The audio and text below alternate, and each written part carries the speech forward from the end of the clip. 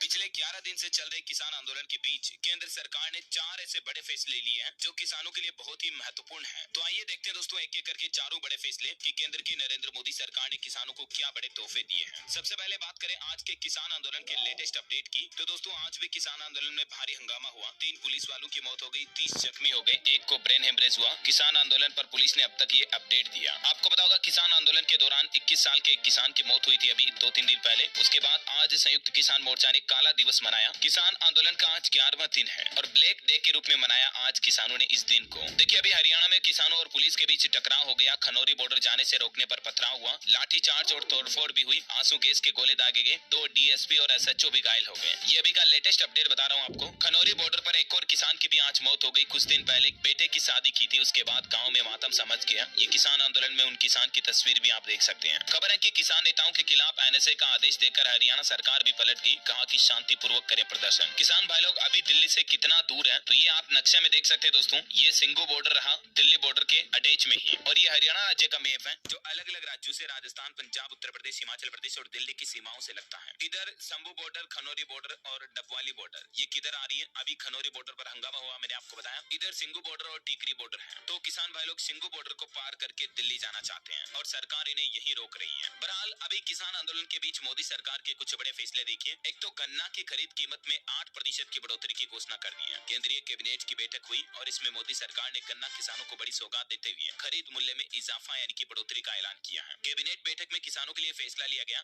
गन्ना खरीद मूल्य 25 रुपए बढ़ाकर 340 रुपए प्रति क्विंटल किया गया। इसके अलावा पशु बीमा को भी बढ़ावा दिया जाएगा। पहले गन्ना खरीद की जो कीमत थी 315 रुपए प्रति क्विंटल थी, लेकिन अब 25 रुपए का इजाफा यानी कि बढ़ोतरी हुई और अभी 340 रुपए प्रति क्विंटल की दर से गन्ना को खरीदा जाएगा। और सरकार का कहना है कि किसानों को इस बढ़ी हुई कीमत का लाभ आगामी गन्ना सीजन 1 अक्टूबर 2024 से 30 सितंबर 2025 की अवधि तक मिलेगा। दूसरा बड़ा फैसला रहा नेशनल लाइव स्टॉक मिशन में भी संशोधन यानी कि बदलाव किया गया। केंद्रीय मंत्री अनुराग ठाकुर का कहना है कि नेशनल लाइव स्टॉक मिशन में संशोधन के बारे में एक सब स्कीम शुरू की जा रही है और इससे घोड़े, ऊंट, गधा, खच्चर इनकी संख्या घट रही है और देसी नस्ल की प्रजातियां खत्म होने के कगार पर है। इसलिए पशुधन को बचाने के लिए नेशनल लाइव स्टॉक एक्सचेंज चलाया जा रहा है। ब्रीड मल्टीप्लिकेशन पर काम हो रहा है। एंटरप्रेन्योर के रूप में कोई भी व्यक्ति हो, सेल्फ हेल्प ग्रुप हो, इन सबको 50% की सब्सिडी दी गई और इसकी अधिकतम सीमा भी 50 लाख रुपए रखी गई। साथ ही सरकार का कहना है कि बंजर भूमि को चारे का प्रोडक्शन बढ़ाने में भी काम में लिया जाएगा और उसके लिए भी सरकार जल्दी सब्सिडी देगी। सभी प्रकार के पशुधन का इंश्योरेंस करने का लाभ मिलेगा। सब में एक समान प्रीमियम देय होगा। पहले 20 से 50% प्रीमियम देना पड़ता था, लेकिन अब 15% ही देना पड़ेगा। रिसर्च एंड डेवलपमेंट के लिए चैलेंज मेथड के आधार पर प्राइवेट इंस्टीट्यूशंस को 50% सब्सिडी मिलेगी, अधिकतम 5 करोड़ रुपए तक मिलेगी। इससे छोटे और सीमांत किसानों को बड़ा लाभ मिलने जा रहा, ये भी कहना है केंद्रीय मंत्री अनुराग ठाकुर का। ओके, ठीक हो गया। तो ये तो कुछ बड़े फैसले जो हाल ही में केंद्र सरकार की कैबिनेट बैठक हुई उसमें लिए गए। सैटेलाइट डिवाइस में भी 100% एफडीआई की मंजूरी दी गई। अब कुछ और बड़े अपडेट देखिए आप। देश के प्रधानमंत्री नरेंद्र मोदी का कहना है कि ये जो गन्ने की कीमत में ऐतिहासिक बढ़ोतरी की गई, इससे सरकार की प्रतिज्ञा पता चलती है। वहीं एक और बड़ा फैसला किसानों के लिए प्याज के निर्यात यानी कि एक्सपोर्ट को लेकर लिया गया। सरकार ने 54,760 टन प्याज एक्सपोर्ट करने की परमिशन दे दी है और अभी ये परमिशन बांग्लादेश और मॉरिशस समेत 4 देशों में किसानों को मिलने जा रही। 31 मार्च तक व्यापारी जो है वो 54,760 टन प्याज का एक्सपोर्ट कर पाएंगे।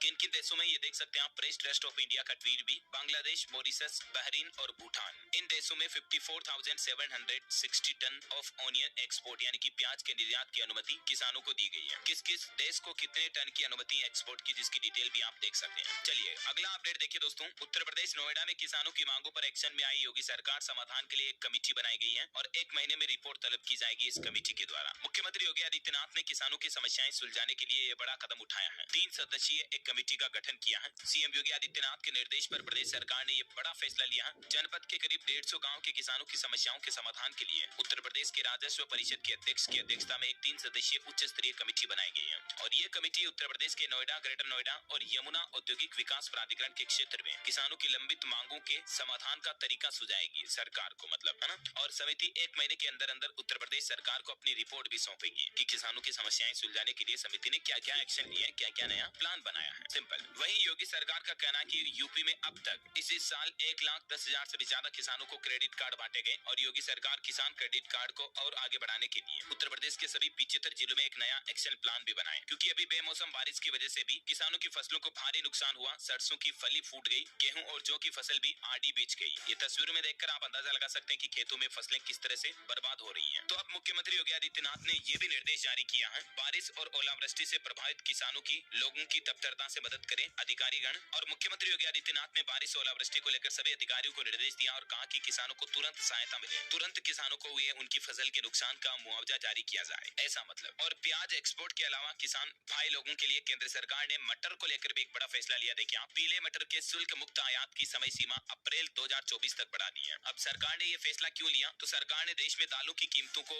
नियंत्रित बनाए रखने के लिए, कम करने के लिए ये कदम उठाया है। केंद्र सरकार ने मार्च 2024 तक पीले मटर के शुल्क मुक्त आयात की अनुमति दी थी पहले, लेकिन इसे अप्रैल तक बढ़ा दिया है। और वहीं किसान आंदोलन से जुड़ा एक और अपडेट देखिए। मध्य प्रदेश में भी भारतीय किसान संघ ने आंदोलन की चेतावनी दी, गेहूं का समर्थन मूल्य 3100 रुपए करने की मांग की। 8 मार्च को मोहनगढ़ में सम्मेलन भी करेंगे किसान भाई लोग। सरकार का कहना है कि वो किसानों के साथ 5वें दौर की बातचीत के लिए भी तैयार है, हर विकल्प खुले हैं। अगर किसान भाई लोग मान जाते हैं तो सरकार एक बार फिर से किसानों के साथ बातचीत करेगी और किसानों की मांगों को मानते हुए आंदोलन समाप्त करने पर भी विचार करेगी। मैंने आपको बताया था ना दोस्तों, किसानों की क्या क्या मांगे हैं, किसान संगठनों की क्या प्रमुख मांगे हैं जिसके चलते ये आंदोलन कर रहे हैं, पूरी लिस्ट